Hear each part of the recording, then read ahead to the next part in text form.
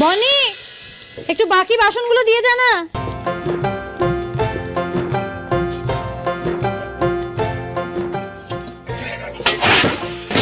বাবারে বাবা, এরকম কাজ কেউ করে? আর কি ভোগের বাসন, রান্নার বাসন সব মিশিয়ে দিয়েছিস। এই তোর বুদ্ধি কাম। কি আপনি এখানে কি করছেন? দেখি বাসন নাকি জিমের ডাম্বেল, কি ভারী রে বাবা। এই তুলতে গিয়ে আমার হাতগুলো প্রায় খুলে গেল। তো আপনাকে তুলতে বলেছেটা কে? এটা কি লাগিয়েছে? বনি না? ও আপনাকে দিয়ে বাসন বাবাচ্ছে। ওর আজকে হচ্ছে। এই বনি বাবা চুপচাপ আপনি এখানে দাঁড়ান। উফ, বনি কিছু করেনি। ওহ দাঁড়ান তো। আরে আমি ওকে বললাম যে আমি নিয়ে আছি। আরে বাচ্চা মেয়ে, দুর্গাপুজোর সময় কোথায় ঘুরবে ফিরবে তা না, ওকে দিয়ে এসব বওয়াচ্ছেন। আমি বললাম তাই আমি নিয়ে যাচ্ছি।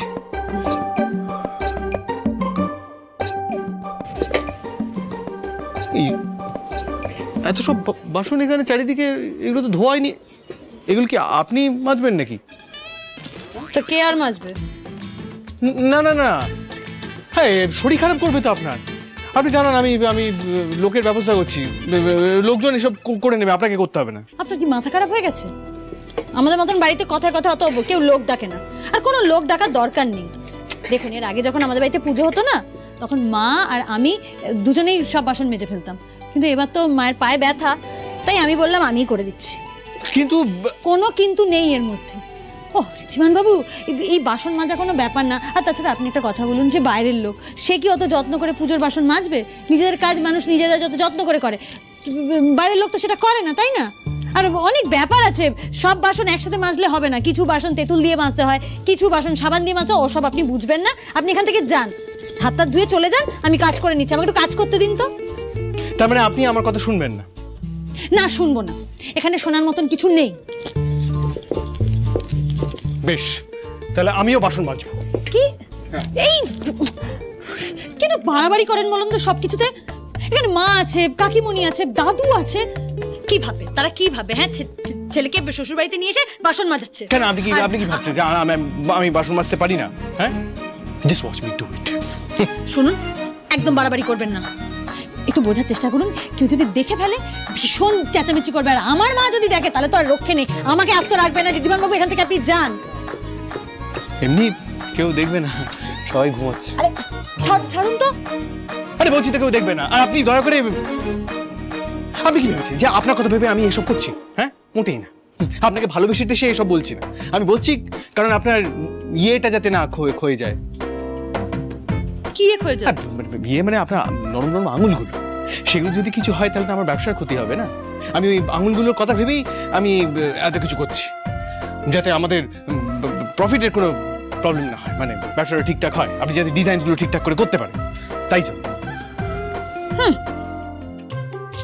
কি বলে ব্যবসায়ী? হ্যাঁ, সারাক্ষণ খালি হিসাব। ঠিকই তো, আমার কথা ভেবে আপনি কোনো কাজ করবেনই বা কেন?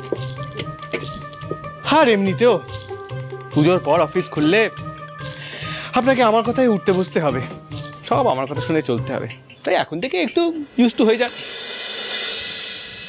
ও মা, জলের বালতিটা একটু দাও না। বাবা, এই কাজগুলো আমি পারি না। সবাই খুব ভালো করেছে, তো আমাকে দিয়েই করাবে। ও মা, আনো না জলের বালতিটা। মনটা খুব চালা। কি সুন্দর গাড়ি বুক করতে বেরিয়ে গেল। আমার ভাগ্যে জোটে এসব টাফ টাফ কাজ। আমি পারি না এইসব কাজ, আর আমাকেই করতে হয়। মা, বালতিটা দাও না।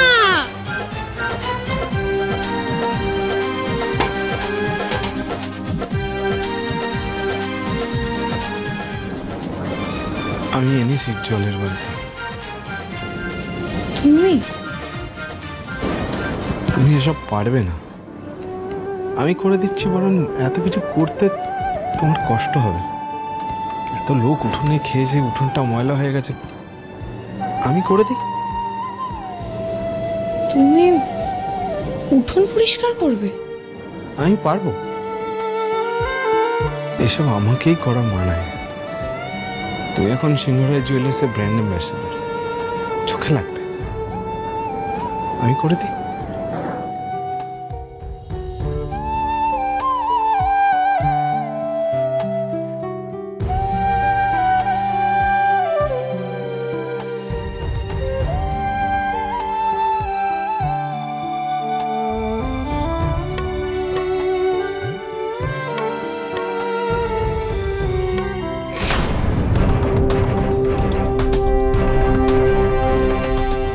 বড় বাসের ছেলে রাহুল, কোনো কিছুর অভাব নেই ওর। সে আজ এইভাবে কাজ করছে, ও যে এতটা বদলে যেতে পারে নিজের চোখে না দেখলে বিশ্বাসই করতে পারতাম না আমি। তার মানে রাহুল হয়তো দুদিকে সত্যি খুব ভালোবাসে, ওরা দুজন একে অপরের সাথে খুব ভালো আছে। আর আমিও চাই না সত্যিটা ওদের সামনে এনে ওদের এই সুন্দর সম্পর্কটাকে ভেঙে দিতে। আমি চাই না আমার অতীতের সত্যিটা সামনে এনে দুটি থেকে ওর এত সুখ, শান্তি, ভালোবাসা সবটা কেড়ে নিতে। আর নেবই বা কেন? রাহুলের দেওয়া সব থেকে বড় উপহারটা যে আমার কাছেই আছে, আমার আর কষ্ট কিসের? মা, তুমি এখানে কি করছো?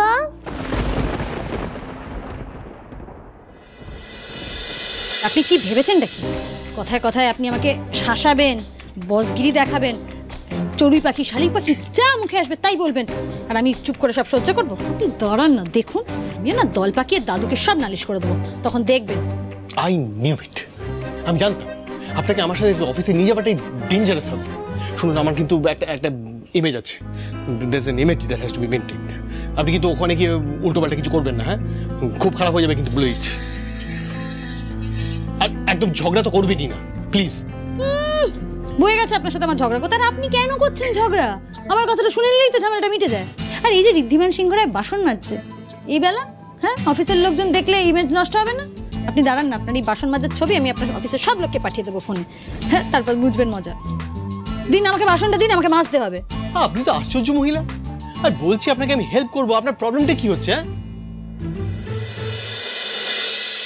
কালকে বিসর্জনের জন্য গাড়িটা বলে দিয়েছি, তাড়াতাড়ি বাড়িতে গিয়ে মিস দিয়ে জাম্বোর বিষয়টা সবাইকে বলতে হবে। কি জানি এতক্ষণে কত কিছু হয়ে গেল। গাড়িটা বলতে না হলে তো আমাকে এখানে আসতেই হতো না। ভালো সময় আমার কাজ পড়ে যায়। অনি, কি ব্যাপার? আমাকে কিছু না বলে আপনি একা একা চলে আসছেন? দিন, আমি এগুলো ধরে পেছনে বসছি। না না না না, আপনি ছেড়ে দিন, আমি নিয়ে যেতে পারবো ঠিক। আপনি বাড়িতে গিয়ে রেস্ট করুন। দিন। দূর, সব রেস্ট পরে হবে। আর আপনি কি করে ভাবলেন যে এতগুলো কাজ আপনাকে একা করতে দেবো? আমি তো আছি আপনাকে সাহায্য করার জন্য। আর এগুলো তাড়াতাড়ি দোকানে দিয়ে তাড়াতাড়ি ফিরতে হবে, অনেক কাজ পড়ে আছে বাড়িতে। চলুন চলুন চলুন। কেসটা কি? সিংহ রায় বাড়ির ছেলেদের কি ভূত চাপলো নাকি মাথায়? সবাই এরকম লাফিয়ে লাফিয়ে হেল্প করতে আসছে কেন? আরে চলুন চলুন।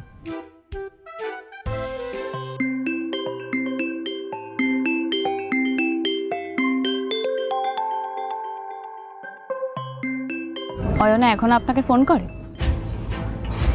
করুক, 1000 বার করুক, কোটি বার করুক, ওর ফোন আমি আর কোনোদিনও ধরবো না, কারণ ওর সাথে আমার আর কোনো সম্পর্ক নেই বলে। আসলে এতদিন পরে আমি রিয়েলাইজ করেছি যে আমি তোকে কোনোদিনও ভালোই বাসতাম না। সত্যিকারে ভালোবাসা কাকে বলে হয়তো সেটাই জানতাম না। তবে হ্যাঁ, এই ছোট ছোট ভালো লাগা, ইনফ্যাচুয়েশনগুলোকে ভালোবাসা বলে এতদিন জানলেও এখন কিন্তু আমি বুঝতে শিখেছি। মানে সত্যিকারের ভালোবাসা কাকে বলে এখন আমি বুঝতে পারছি।